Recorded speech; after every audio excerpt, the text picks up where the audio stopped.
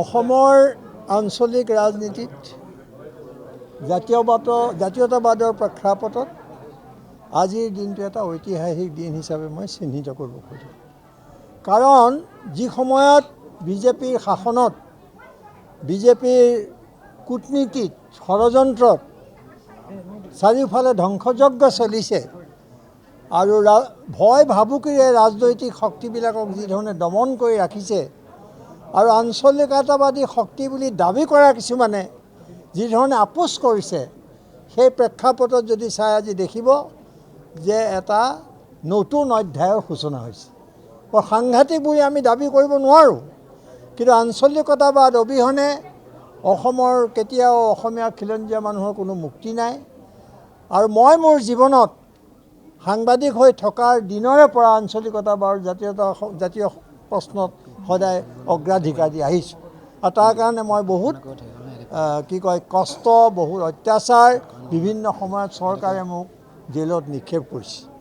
বিষয়টো ব্যক্তিগত নহয়, সামাজিক প্ৰেক্ষাপটত আৰু অসমীয়া জাতি মাটি ভেটি এইবোৰৰ ৰক্ষা কৰাৰ নামত আজি যি ৰাজনীতি চলিছে, অসমীয়া মানুহৰ হাতৰ পৰা জাতি গ'ল, খিলঞ্জীয়া মানুহৰ হাতৰ পৰা জাতি গ'ল, মাটি আজি আম্বানী আদানী আৰু বনিয়া, বহিৰাগত বনিয়া, এই সকলোবোৰৰ হাতলৈ যিধৰণে দিছে, যিধৰণে মুখ্যমন্ত্ৰীয়ে এটা ব্যৱহাৰ কৰিছে আৰু আনফালে প্ৰচাৰ চলাইছে আৰু মিছা কথাৰে প্ৰচাৰ যন্ত্ৰ নিজৰ হাতত ৰাখি যিধৰণে সমাজখন টুকুৰা টুকুৰ কৰিছে, বিভাজনৰ সৃষ্টি কৰিছে, সাম্প্ৰদায়িক ৰাজনীতিৰে অসমৰ যি ঐতিহ্য, অসমীয়া সমাজক যিধৰণে ধ্বংস কৰিছে, তাৰ বিৰুদ্ধে আজি আঞ্চলিক শক্তিসমূহ আৰু অন্যান্য দলবিলাকেও যাতে ভোট বিভাজন নহয়, মই এইটো আপোনালোকক সদায় কৈছোঁ, কাম কৰি আছোঁ। মই দাবী কৰিব পাৰোঁ যে ভুলে শুদ্ধই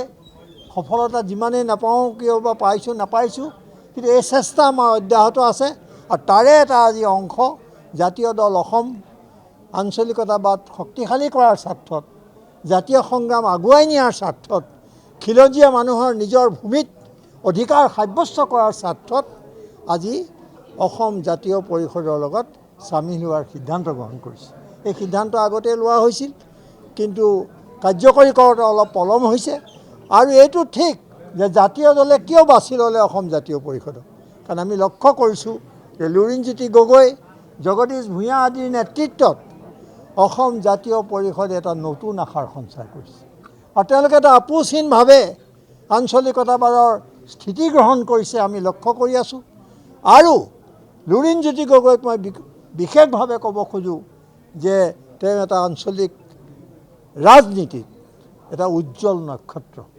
সেইকাৰণে আমি আশা কৰিছোঁ, মই এতিয়া আপোনালোকক ইতিমধ্যে বক্তৃতাত কৈছোঁ যে ব্যক্তিগতভাৱে মই আছোঁ এইবিলাকত, এইটো কাৰণে যুঁজি আছিলোঁ, যুঁজি থাকিম।